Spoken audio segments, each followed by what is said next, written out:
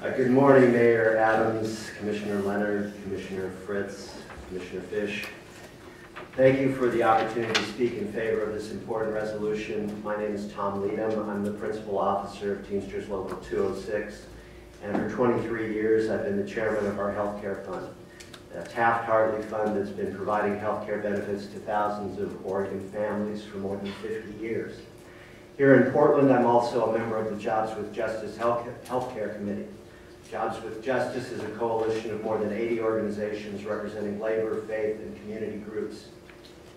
My years of work in healthcare administration have led me to the conclusion that a single-payer system, as embodied in H.R. 676, is the only way to provide healthcare to all Americans without spending more than is currently spent.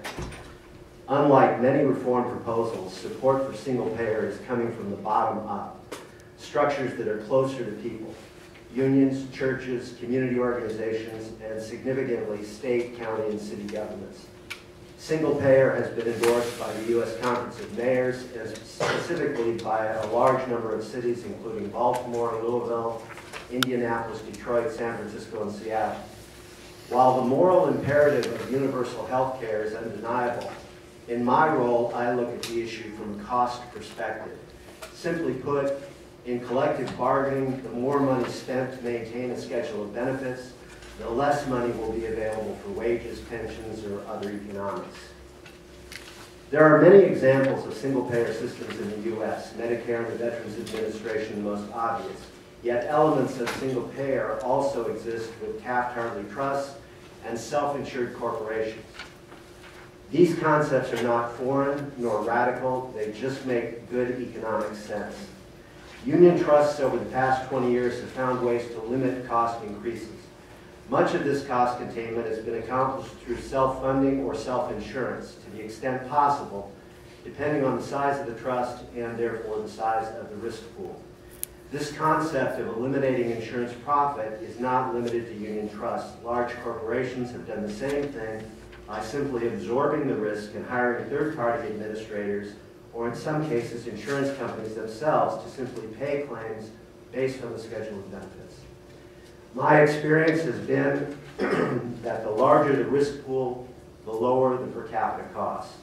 Large groups are in a much improved position to negotiate better rates with providers of all health services, including prescription drugs. While our trust's annual cost increases are always less than the insured plans, we are not immune to healthcare inflation. In collective bargaining, whether it be private or public sector, healthcare and who pays for it dominate the negotiations. Cost shifting to employees through increased deductibles, higher copays, and premium sharing have escalated to the point where workers are simply tapped out. For working families, the system is unsustainable.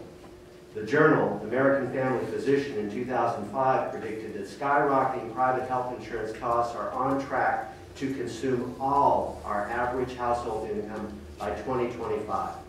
Adjustments around the edges will not solve the problem. I've closely followed health reform efforts in the U.S. since the early 90s. I remember the Clinton proposals of 1994. Interestingly enough, we weren't the only society studying reform.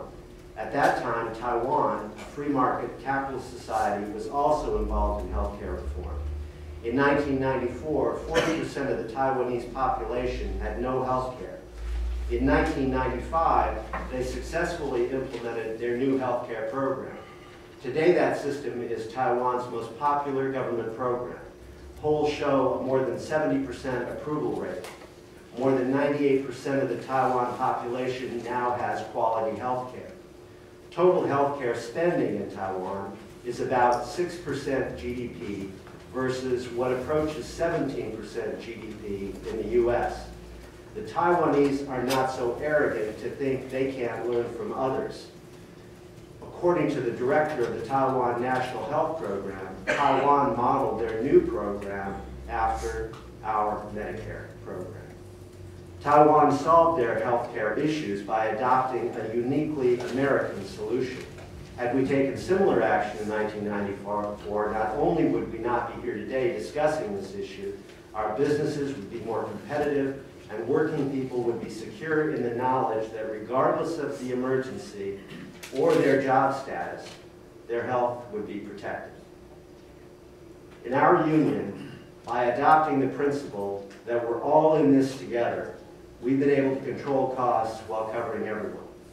It's time that we as a nation view healthcare the same way, because we really are in it together. Thank you, Tom. Well said.